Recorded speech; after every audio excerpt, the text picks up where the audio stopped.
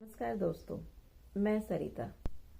आज मैं यहाँ बात करने वाली हूँ सिक्किम प्रोजेक्ट के बारे में।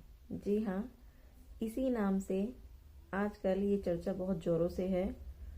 टीचर्स तो टीचर्स, बच्चे भी परेशान हैं कि ये क्या भला है, इसमें क्या करना है, क्या नहीं करना है। तो थोड़ी सी इस बात के ऊपर चर्चा कर लेते हैं ताकि हम सबको थोड़ा सा इससे हेल्प हो जाए। एक दूसरे से जब हम बातें करेंगे तभी हमें इसके बारे में पता चलेगा। तो ये एक सर्कुलर आया था सीबीएसई से, जिसमें नाम इसको दिया गया था आर्ट इंटीग्रेटेड।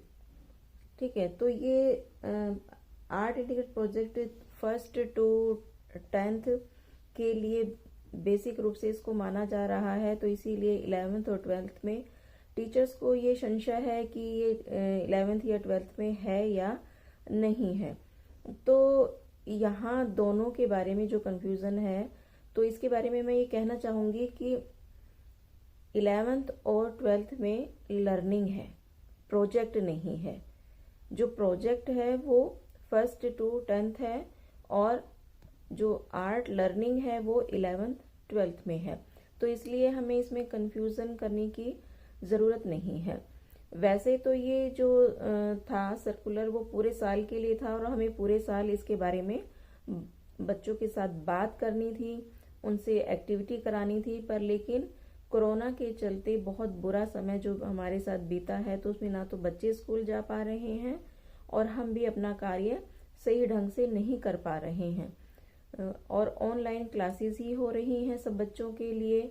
तो उसी में टीचर्स अपने अच्छे से अच्छा कार्य करने की कोशिश कर रहे हैं कि बच्चों को वो अपनी तरफ से पूरा ज्ञान दे सकें, उनकी नॉलेज के अनुसार उनको साल खराब ना जाए।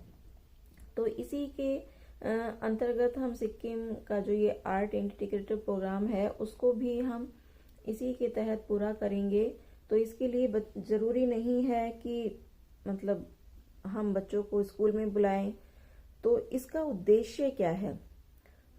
सबसे पहले हम ये जान लेते हैं कि इसका उद्देश्य ये है कि जिस तरह से हम अपने स्टेट के बारे में जानते हैं, तो बच्चे जो हैं एक अदर स्टेट के बारे में भी नॉलेज लें। तो इसी उद्देश्य को ध्यान में रखते हुए सीबीएसई में एक लिस्ट जारी हुई है जिसमें एक राज्य के साथ दूसरे राज्य को कनेक्ट किया गया है। तो दिल्ली के साथ सिक्किम को किया गया है और दिल्ली के बच्चे अगर सिक्किम के बारे में जानेंगे तो सिक्किम के बच्चे दिल्ली के बारे में जानेंगे। तो इसी तरह से ये दोनों स्टेट आपस में एक दूसरे की कल्चर के बारे में, उनकी एक्टिविटी के बारे में, उनकी पॉलिटिकल भूगोल जो जितनी भी मतलब वहाँ की जानकारी है वो सब एक दूसरे स्टेट के बारे में जान पाएंगे। तो इसी के तहत इस प्रोग्राम को चलाया गया है।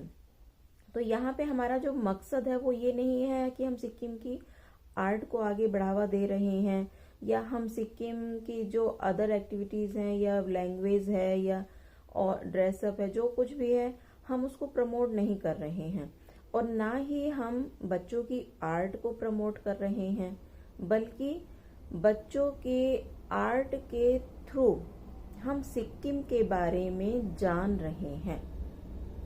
मतलब खेलते खेलते भिन्न भिन्न प्रकार की एक्टिविटी के द्वारा हम सिक्किम की जानकारी एकत्रित कर रहे हैं और बच्चों को करवा रहे हैं। तो इसी के चलते ये जो है सिक्किम प्रोजेक्ट ये सब कार्य कर रहा है। तो इसमें जो है कि सबसे पहले हमें ये समझना है कि 1st to 8th क्लास तक जो है वो एक ही प्रोजेक्ट बनना है। अर्थात मतलब सारे विषयों में अलग अलग प्रोजेक्ट बनाने की ज़रूरत नहीं है, केवल एक ही प्रोजेक्ट से काम चल जाएगा। और अगर हम बात करें उसके बाद 9th और 10th में, तो 9th और 10th में प्रत्येक बच्चे को हर विषय का अलग अलग एक प्रोजेक्ट बनाना होगा। प्रोजेक्ट कहीं कि हम या फिर एक्टिविटी कहीं जो भी आप कर सकते हैं तो वो करना ही पड़ेगा। और जो भी आर्ट के थ्रू वो करेगा तो उसको अपने सब्जेक्ट से उसको रिलेट करना होगा। जैसे मान लिया हम बात करें कि अगर हिंदी और इंग्लिश तो लिटरेचर है, तो इसमें तो जो भी वो बोल कर अपनी अभिव्यक्ति कर सकता है, लिख कर अभिव्यक्ति कर सकता है, वो सिक्किम के बारे में जो भी बताना चाहे वो बोल कर या लिख कर वो अभिव्यक्ति कर सकता है। अगर हम बात करें अन्य सब्जेक्ट्स की, जैसे सोशल साइंस हो गया, मैथ हो गया, तो कि इसमें बच्चा क्या करेगा, तो सोशल साइंस में बच्चा वहाँ के भूगोल के बारे में, वहाँ के इतिहास के बारे में वो सब जानकारी दे सकता है किसी भी एक्टिविटी के द्वारा। वो उसके नक्शे बना सकता है तरह तरह के, उसमें वो वहाँ के चित्र उठा के उसको समझा सकता है, उसको अपनी कॉपी में बना सकता है। मतलब जैसे भी वो अपनी आर्ट, उसकी स्किल है, जैसे उसको वो अपना कर सकता है। इसमें सबसे पहले लोगों को ये चिंता है कि ये काम कब तक करना है, तो सीबीएसई की तरफ से ये कोई नोटिफिकेशन नहीं है कि ये काम कब तक करना है। उन्होंने सिर्फ ये बोला है कि जब एडमिट कार्ड अपलोड होंगे तो उससे पहले इसके ग्रेड अपलोड हो जाने चाहिए। तो इसलिए अभी हमारे पास समय है और दिसंबर तक तो हम ये कार्य आराम से कर सकते हैं, और बल्कि ये कहें कि जब तक एडमिट कार्ड अपलोड नहीं होने का कार्य आता है तब तक हम इस कार्य को आसानी से कर सकते हैं। तो हम बात कर रहे थे कि 1st to 8th में, जैसे कि मैं पहले बता चुकी हूँ कि उसमें केवल एक ही प्रोजेक्ट बनाना है सभी विषयों का, और 9th और 10th में अलग अलग विषयों के अलग अलग प्रोजेक्ट बनने हैं। तो इसमें आप ये कर सकते हैं, बच्चों को ग्रुप बनाकर उनको अलग अलग एक्टिविटी दे सकते हैं ताकि उन बच्चों को आसानी हो जाए और सभी बच्चों को ये काम ज़्यादा ना करना पड़े। आप ग्रुप बनाइए, 5 के 10 के, अपनी क्लास के अनुसार जैसे मर्जी आप उनको ग्रुप में बांट दीजिए और उसके बाद उनको एक्टिविटी दे दीजिए। किसी को आप वहाँ की ड्रेस के बारे में एक्टिविटी दे सकते हैं, किसी को वहाँ के भूगोल के बारे में एक्टिविटी दे सकते हैं, किसी को इतिहास के बारे में, और इसी तरीके से एक ही विषय के अंदर भी आप ग्रुप बना कर एक्टिविटी दे सकते हैं। तो ये जनरली ये है कि आप टीचर्स के ऊपर निर्भर करता है कि आप किस तरह से अपने बच्चों को इसमें संलग्न करते हैं और आसानी से इस कार्य को करते हैं। तो आप उन, जरूरी नहीं है कि आप उनको विद्यालय बुलाइए कि प्रोजेक्ट वहाँ जमा ही करना है, सारे काम ऑनलाइन चल रहे हैं। तो आप ऑनलाइन ही उनसे पीपीटी मंगवा सकते हैं, प्रोजेक्ट मंगवा सकते हैं, डिबेट का कार्यक्रम कर सकते हैं, भाषण का कार्यक्रम कर सकते हैं, रोल प्ले हो गया, वहाँ की ज्वेलरी हो गई, वेस्ट मटेरियल से हम ज्वेलरी बना सकते हैं। तो बहुत सारी ऐसी चीज़ें हैं। तो ये तो हो गई बच्चों के साथ कि हम किस तरह से बात कर सकते हैं। अब बात आती है 11th और 12th की। तो उसमें जो है वो प्रोजेक्ट नहीं है, प्रोजेक्ट वहाँ पर है आर्ट इंटीग्रेटेड लर्निंग। तो इसका मतलब ये है कि बहुत बड़ा सर्कुलर है, अगर आप इसको पढ़ें तो, पर मेरे ख्याल से शायद किसी के पास इतना टाइम नहीं है कि इस सर्कुलर को पूरा पढ़ पाए। उसमें जो सेकंड अनेक्सर सेकंड है, फर्स्ट में जो है उसमें लिस्ट दी गई है कि किस स्टेट के साथ कौन सा स्टेट पेयरिंग में है, और जो अनेक्सर सेकंड है उसमें आपको बहुत सारी आर्ट एक्टिविटीज दी गई हैं। मेरे हाथ में अभी वो है, उसी को देख के मैं बात कर रही हूँ। जैसे विजुअल आर्ट है, और विजुअल आर्ट में आप कौन कौन सी एक्टिविटी करवा सकते हैं उनको आपको सजेस्ट की गई है, उनके आपको कोड भी दिए गए हैं। वो कोड इसलिए दिए गए हैं ताकि आप जब उस परफॉर्मेंस को भरेंगे तो ये आपको हेल्प करेंगे। तो यहाँ पर हमें केवल ये नहीं कि एक्टिविटी ही करवानी है, एक परफॉर्मा है जो सीबीएसई में अपलोड होना है। तो उस परफॉर्मे को वैसे तो ज़्यादातर सभी स्कूलों में सीबीएसई का जो इंचार्ज है वही अपलोड करेगा।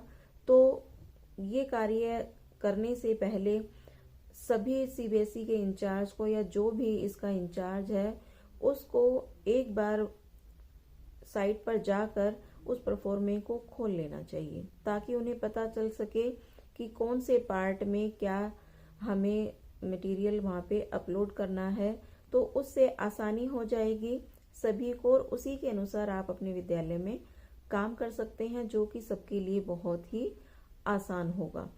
तो जैसे कि मैंने बताया कि एनेक्स सेकंड में सारी एक्टिविटी हैं, बहुत सारी एक्टिविटी दी गई हैं जो यहाँ पे पढ़ पानी और बता पानी बहुत मुश्किल है।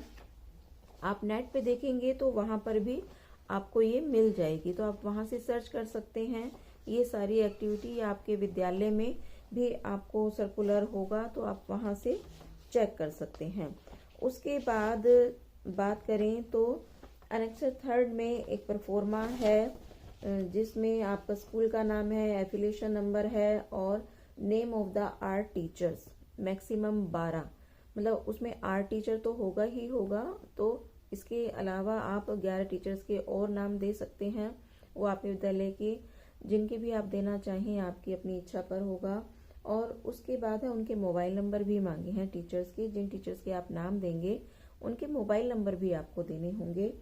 और उसके बाद फिर ये कि अपलोड आर्ट्स पीरियड्स इंफॉर्मेशन पर वीक, तो यहाँ पर आपको क्लास सेलेक्ट करके डेज सेलेक्ट करने पड़ेंगे कि आपने किस डेज में उनको एक्टिविटी करवाई हैं। तो आप वीक में कोई भी डेज अपनी सुविधा अनुसार कर सकते हैं, और उनको कितने पीरियड आपको वहाँ पे देने हैं वो भी आपकी अपनी इच्छा है। इसके लिए भी कोई आपका ऐसा कोई वो नहीं है कि जो टाइम स्लॉट आपको देना है आप दीजिए।